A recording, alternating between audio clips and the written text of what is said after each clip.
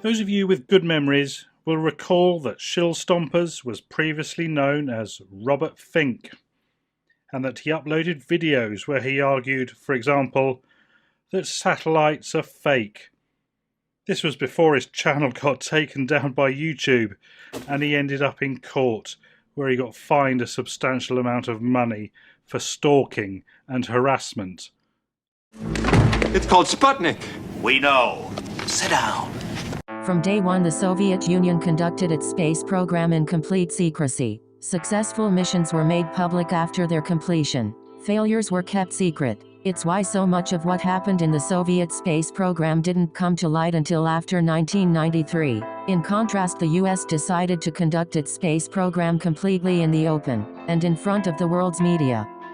Largely forgotten by history was the first manned Apollo mission, Apollo 7. On October 11, 1968, it took Schirra, Easel and Cunningham into Earth orbit for nearly 11 days. Despite some issues, the mission proved the flight worthiness of both the command and service modules. The follow-up mission to Apollo 7 was Apollo 8, originally intended to be a second test of the command and service module, as well as the lunar module in Earth orbit. This plan was changed in August of 1968 after US spy satellites saw something big sitting on a Soviet launch site.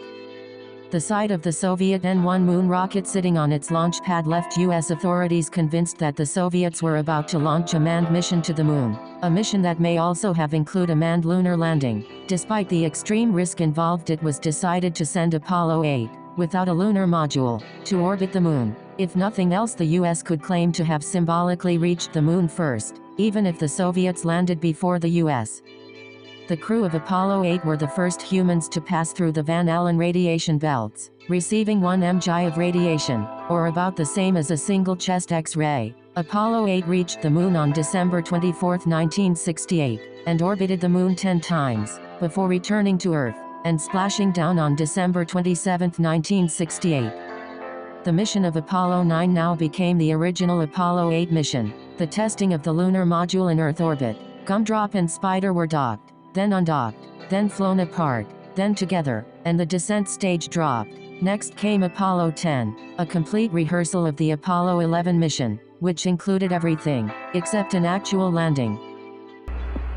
Then on July 20, 1969, Neil Armstrong and Edwin E. Aldrin Jr., flying the lunar module Eagle, landed on the moon at 20 hours, 17 minutes, and 40 seconds, UTC. They're pegged on horizontal velocity. 300 feet down, 3.5. 47 forward. Put up. Down 1.5 down. 70.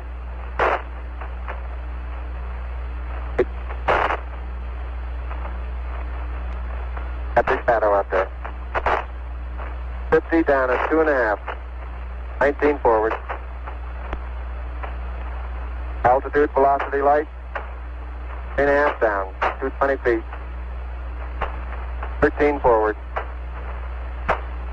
11 forward, coming down nicely, 200 feet. 4.5 down, 5.5 down. 160 feet, 6.5 down, 5.5 down. 9 forward. Good. 120 feet. 100 feet, 3.5 down, 9 forward. 5%. 185. Okay, 75 feet. Car's looking good, down a half. 6 forward. 60 seconds. Lights on. 6. Down 2.5. Forward. Forward. 40 feet down, 2.5. Picking up some dust. 30 feet, 2.5 down. Straight shadow. 4 forward. 4 forward, drifting to the right a little. 20, down a half. 30 seconds. Forward, just. Good. Okay.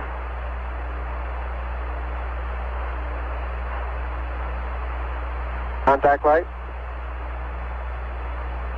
Okay, engine stop. ACA at a descent. Mode control, both auto, descent engine command override off. Engine arm off. Port 13 is in.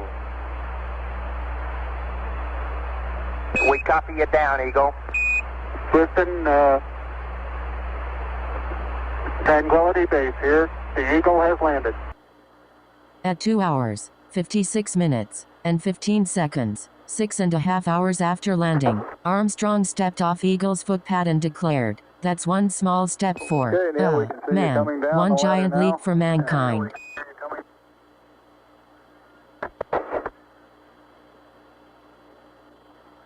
Okay, I just checked, getting back up to that first step. That isn't collapsed too far, but it's adequate to get back up. Roger, we copy. It's a pretty good little jump.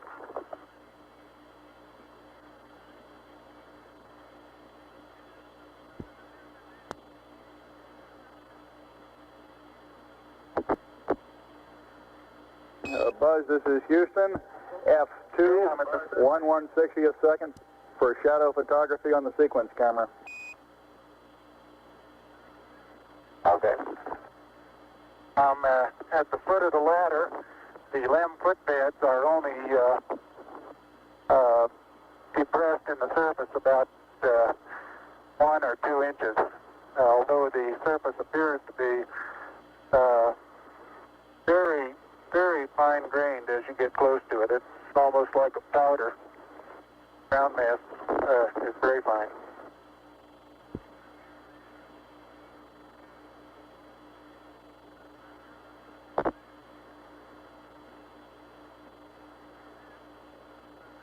I'm going to step off the LEM now.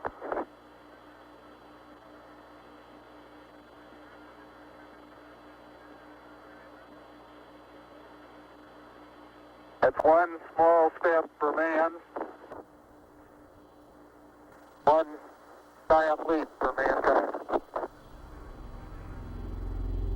Apollo 11's landing was followed by Apollo 12, Apollo 14, Apollo 15, Apollo 16, and Apollo 17. Apollo 13 did not land, despite 100 hours of video, despite 1,000s of photographs taken using film cameras, despite hours of 16mm film taken in lunar orbit, despite tracking data, despite radio communication, despite television broadcasts, despite the building of 13 Saturn V's, despite the successful launch of 12 Saturn V's, despite the building of all the additional hardware, despite 400,000 people in both private and public industry working on Apollo over a period of 10 years, despite all this evidence, there are a small group of people who believe it was all fake. So if the USA, conducting their space program in front of the world's media, faked the first moon landing, and keep IT secret for 50 years, why didn't the Soviet Union, conducting their space program in total secrecy,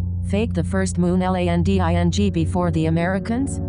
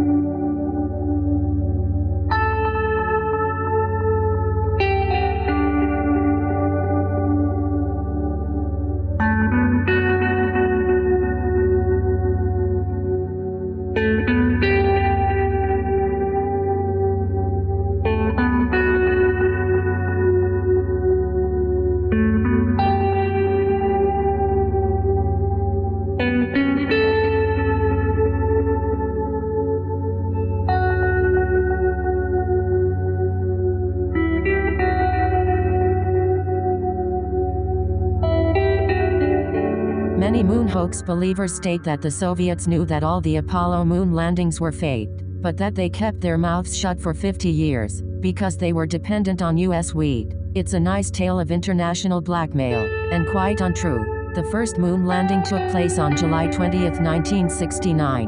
The 1972 Soviet-American grain deal took place a full 3 years after Apollo 11. The USSR had all that time to blow the whistle on the USA, and announce to the world that Apollo was fake, and that the US had lied. The Soviet-American grain deal of 1972 became known as the Great Grain Robbery. The July 1972 purchase of 10 million tons of United States grain, mainly wheat and corn, by the Soviet Union at subsidized prices, which resulted in higher grain prices in the United States. Food prices around the world rose 50% in 1973. Just weeks after this grain deal was announced, the Earth-observing satellite Landsat 1 achieved orbit. This led to the U.S. government seeking more information about global agricultural output via infrared satellite intelligence.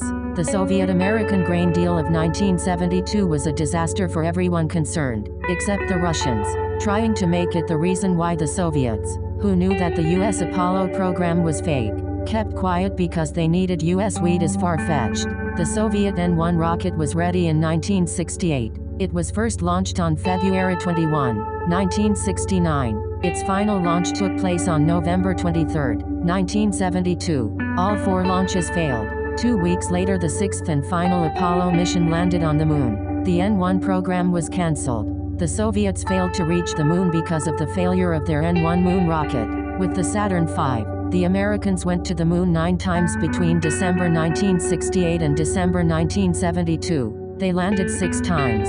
Had the US been unable to reach the moon for all the usual reasons given by the moon hoaxers, the Soviets would have also known it was impossible to do, because they would not have been able to go for the same reasons. So they would have known that the US was going to fake its landing. Given that, there was no reason why they wouldn't choose to upstage the US and fake their own moon landing. The reason they didn't was because they knew the US landings were real. Attempting to fake a landing before the US actually landed on the moon would have been political suicide for all those involved.